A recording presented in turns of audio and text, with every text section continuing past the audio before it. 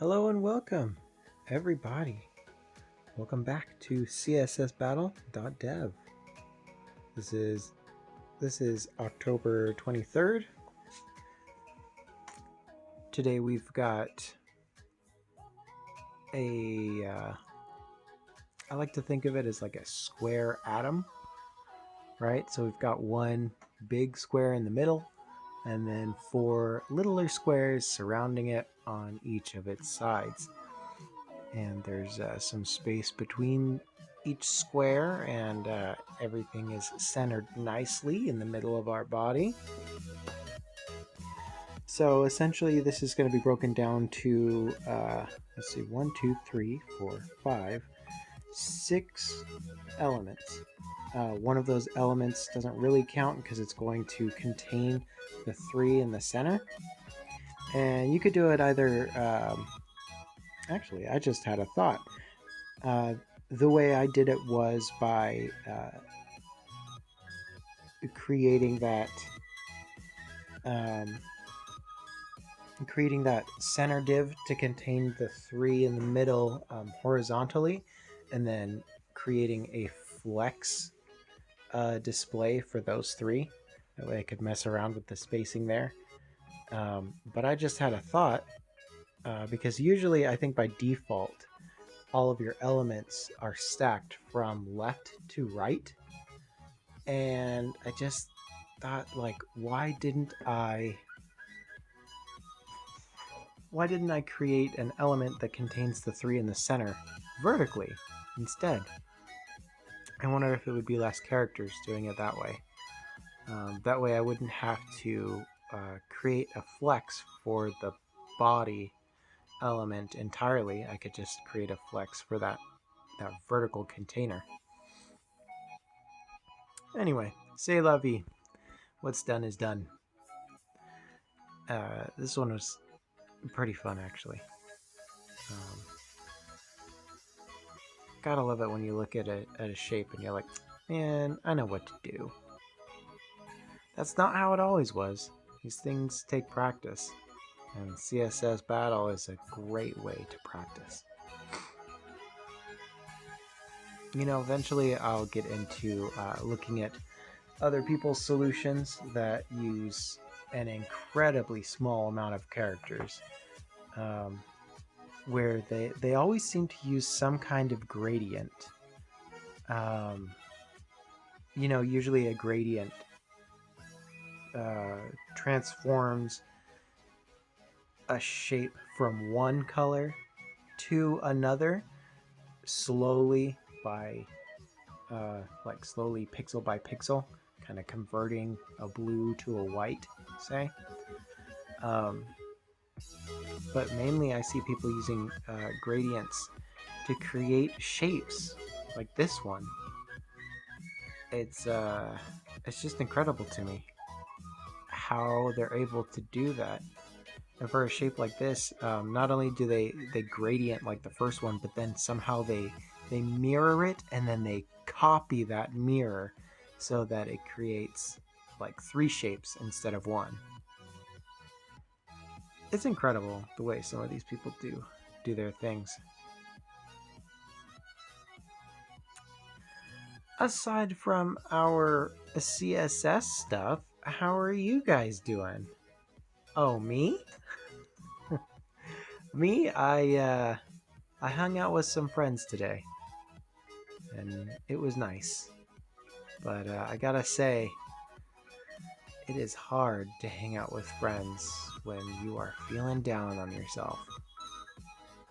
I mean, we made plans probably a month ago, and leading up to that, you know, it's been fine. I didn't feel like this a month ago, but for the last like 3 days I've just been dreading having to see these people. I love these people and I care about them deeply, but it's just like this social interaction is draining when you feel so down on yourself. I mean, specifically, it's this feeling of unworthiness, right? I don't feel like I deserve friends because of how I feel. And it's a terrible cycle. Ultimately, it's good to hang out with them though. Even though I didn't feel like it, even though I'm constantly overthinking it now after the fact, I just I had to let them know, and I'll let you know now. Like it's always worth it to hang out with people that you care about, especially if you don't see them that often. Make it a point to see them. And the great thing about like good friends is that they don't judge you, and they don't judge how you're feeling in the moment or how you're acting one way versus like your normal. They're just happy to see you, and it's a great feeling.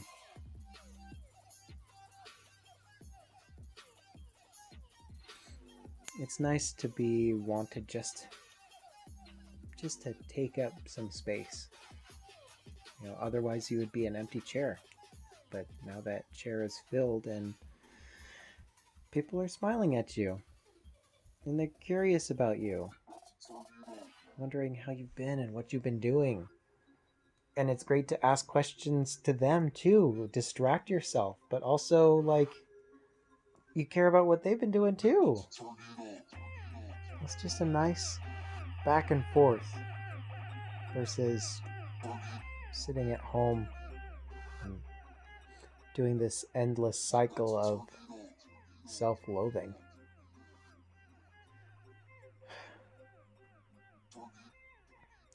Been spending a lot of time lately digging myself into a negative emotional hole.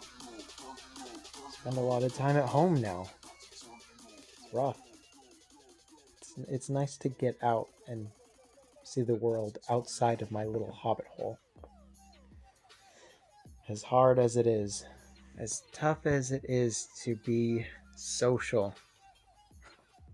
It sounds so silly. It's like we are social creatures as human beings. So why is it so draining sometimes? Crazy. Maybe someone with a PhD could tell you why. All I know is that it's worth it to come out of your shell.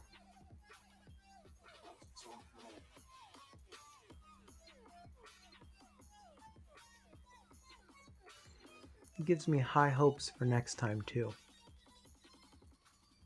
Like, if things went well this time, then they're bound to go even better next time.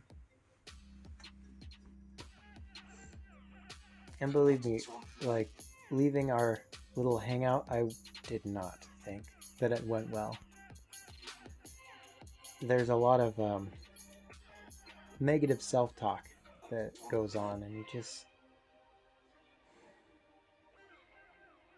it's not easy. Like, I know. It takes a lot of time and effort to talk yourself out of this negative self-talk. And it's exhausting.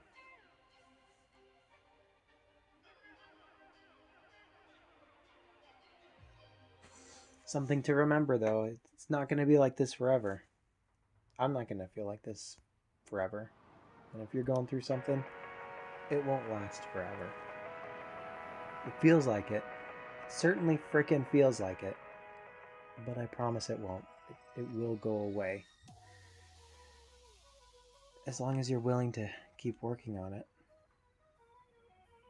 That's part of the reason that I do these CSS devs, CSS battles. That's why I code every night. It gives me a sense of accomplishment. And if my entire day was the worst, at least at the end of the day, I did accomplish this. I guess that's why people go to the gym, right? It's some kind of healthy routine that they force themselves into, and they don't want to do it, and they don't want to do it, and they don't want to do it. And then even just 10, 15, 30 minutes of exercise, they come out and they're like, I'm glad I did that. And if you do that kind of thing on a daily basis, it becomes a regular thing. It feels good to have some kind of consistency in a life full of chaos.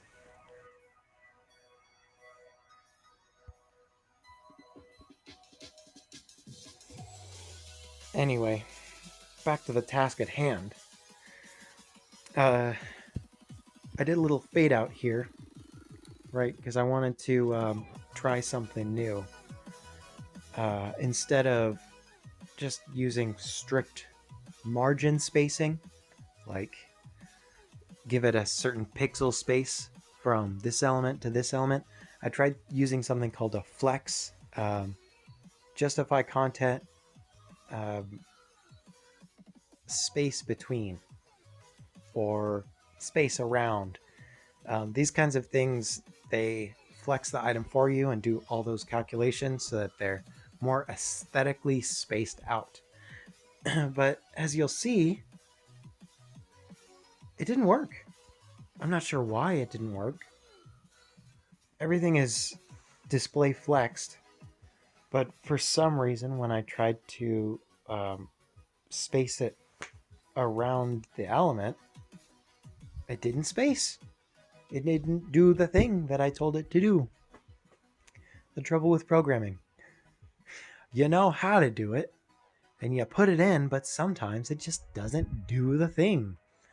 I'm sure there's some kind of overlap here, right? If I'm trying to use space around, there's got to be some kind of overlap somewhere that's saying, no, this other space or margin takes precedence over your flex. I don't know why. I wish it worked, but it didn't. So yeah, I just margin this thing out. First, you margin the top square to kind of bring everything down, and then you margin the larger square to push its space kind of centered around the other ones. And I tried centering them with a flex as well, but that didn't work either. I'm pretty sure that's because I've got three like separate elements, and one of them contains a bunch of a bunch of elements.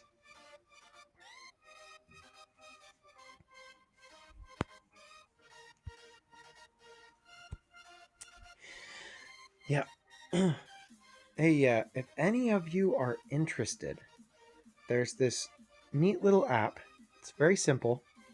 It's called Mood Log, and you can find it on Google Play, and I think they have an iOS app as well. And it's super simple. It's just a mood journal, right? And you set alarms for yourself at random times throughout the day to kind of like, hey, how are you feeling right now?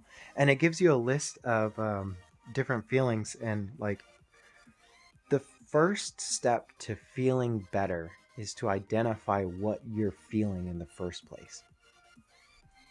And once you do that, you can write about it, why you think it is this way, what it is specifically, how it's affecting you. Like, I'm feeling anxious and I got a knot in my chest. Those are the kinds of things you write down in this mood log. And let me tell you, it helps and has helped me a lot. Just to take a moment and analyze how I'm feeling. It's such a simple thing, but it really does make a difference. You got to think about yourself sometimes. It's the first step to feeling better. Yeah, mood log, super simple. You can add your own emotions as well. Like um, when I was doing coaching, not sports coaching, emotional coaching, life coaching. Somebody was doing that for me. Like I was paying somebody to help me out. I would categorize my certain mood logs under coaching in order to like bring that up during our sessions. And you can do all sorts of stuff. Like unworthy is one that's not listed by default, but there's an entire book about the feeling of unworthiness. So I figured that would be an important one to put on the mood log as well. Anyway, it's a simple app, but very customizable and great for emotional intelligence. Anyway, that's it for me. I think I've rambled on about feelings long enough. Hope you enjoyed the video. I will see you next time. Bye for now.